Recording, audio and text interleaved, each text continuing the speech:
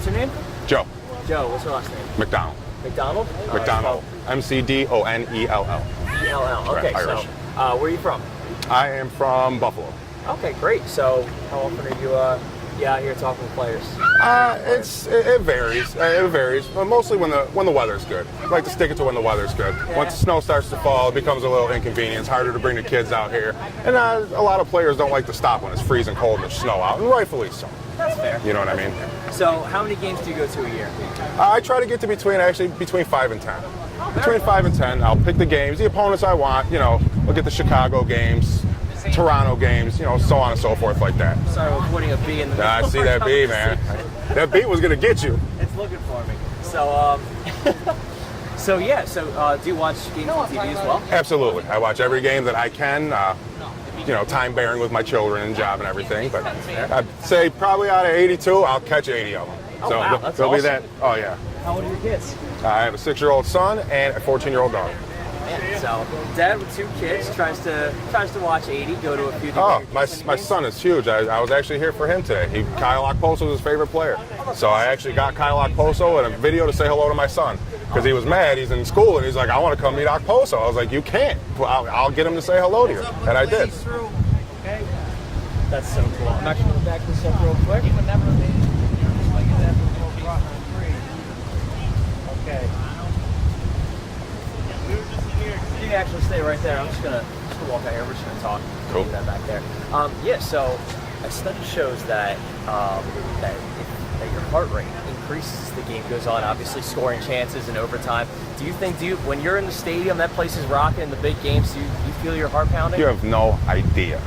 Okay, I'm old enough to remember no goal. I watched that. And the feeling you get as it just beats out of your chest as you just sit there and gnaw your fingers raw and pull your hair out and you're just laser focused. I mean, the house could catch on fire. The couch and the TV aren't smoking. I'm not leaving yet. This game's not over.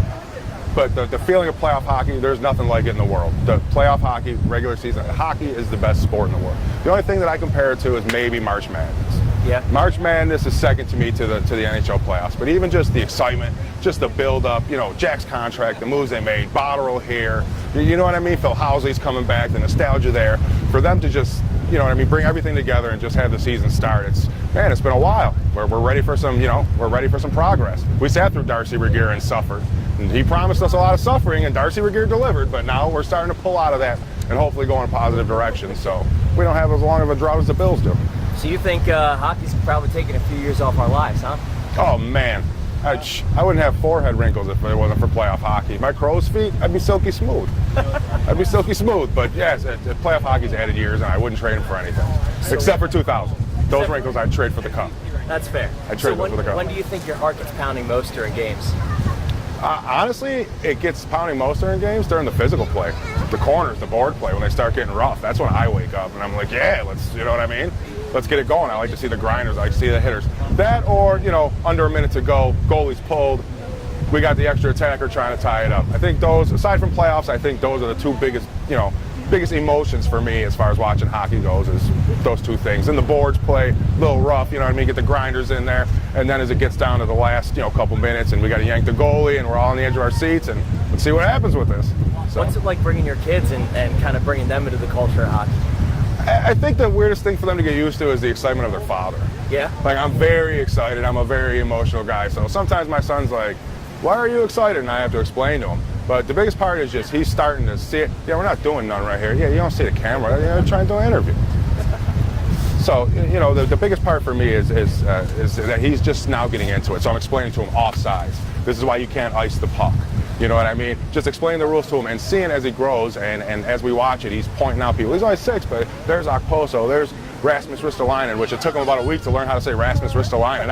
I sat there with him and he's like, no. So he's got it down now, but yeah, saying Rasmus Ristolainen and just the whole experience from when I was a kid becoming a hockey fan, when I started to learn, I still remember what that's like. So bringing him in, and he knows Patrick Kane and the players, and it's just, the feeling is from a dad's standpoint of him just starting to learn the game and starting to show the excitement. And it's like, buddy, in 20 years, you have no idea how much of a fan you're going to be of this game. Like, if you're starting now, 20 years, man, you're going to be hook, line, and sinker just like me. That's so funny. Actually, to bring this up a little bit, we're going to walk in the group a little bit. Go right here. Yeah, we're just gonna walk over here and it's like different Right. settings, whatever. So do you see you got a 6-year-old son? Do you see him you see him starting to get that heart for the game? Oh, yeah. Heart pounder? Yeah, he's got the itch. I'm going to get him an Okposo jersey. That's his favorite Sabre. No rhyme or reason. He just loves Kyle Okposo, and I'm absolutely cool with that. So we're gonna set him up with a jersey, and every game he wants to watch, I absolutely encourage the fandom.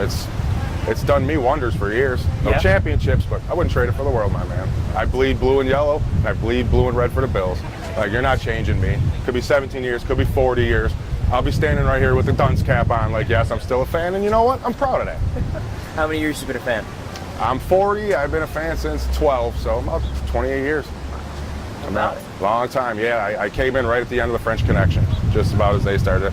So the first Sabres I remember was actually Housley and Dave Anderchuk. You know what I mean? Tom Barrasso, they were all there. It's Christian Ruutu and Dave Snuggerud, and you know what I mean? Just all these players that were just, you wouldn't think now they're obsolete, but man, I remember those. I remember the first game I ever saw Alexander McGillney. He flew down the wing, stopped top of the face-off circle, fired a wrister, bar down, top cheese against New York, dude. I remember that because that was the most amazing thing I ever seen, because he just stopped on a dime and it was the hardest wrist shot I ever saw. Stuff like that. It was a regular season game. You remember that stuff. That memory from that little game stuck out to my head. So those are the moments to get your heart going. Man, I got books of those memories in my head from Sabres games and over the years. It's fantastic, man. It's absolutely fantastic. I wouldn't trade it for the world. That's awesome. You know what I mean? So you try to go to about 10 games a year every year, huh? Yeah. We used to be a buddy of mine. Used to get sweet tickets. Those were sweet. But then well, he graduated his career to something else, so he moved on. But yeah, I mean I love it. I love interacting with the fans. I love sitting there. It's just, we need the playoffs. We need to feel that energy. It's like, we haven't felt it. We need to feel it. I know what that energy is like. It's like there's a lot of kids that don't remember when the Sabres used to win. It's been too long. So you guys don't know that feeling. Like, you get that adrenaline when they're good and that they're going to the, you know what I mean? It's just, there's nothing like it, dude. I love it. And I want my son to feel that for years to come, too. Well, Jack Eichel, 8 years, $80 million. You think we're going to have opening night? It's probably going to feel like that. I'm going to feel it. Opening night against the Canadians, I think it's going to feel like a playoff. Absolutely. It should, and it should. You know what I mean? There should be the excitement in the building. It should be loud. This is an exciting time for us. We rebuilt. I like what Botterill's doing. Phil Housley. The moves that Botterill makes sense. I'm not a hockey front office guy. I don't know numbers or whatever, but, you know what I mean? I like to think over time I know hockey. You know, this guy was a bad fit here. We play the same system. Don't bring him here. You know what I mean? But the moves he's made, the way he's restructured the AHL and Rochester and made sure they're stable and made sure that there's plenty of talent, you know what I mean, as far as the AHL goes and the NHL goes. So if we suffer injuries up here, they can bring that talent up, fill the role. It's not going to leave Rochester depleted. It's not going to leave us in a situation where we got to go out and sign somebody off the street. So as far as, you know, actually organizing the organization, as crazy as that sounds, I think he's doing a pretty fine job. It's awesome. All right. Thanks so much.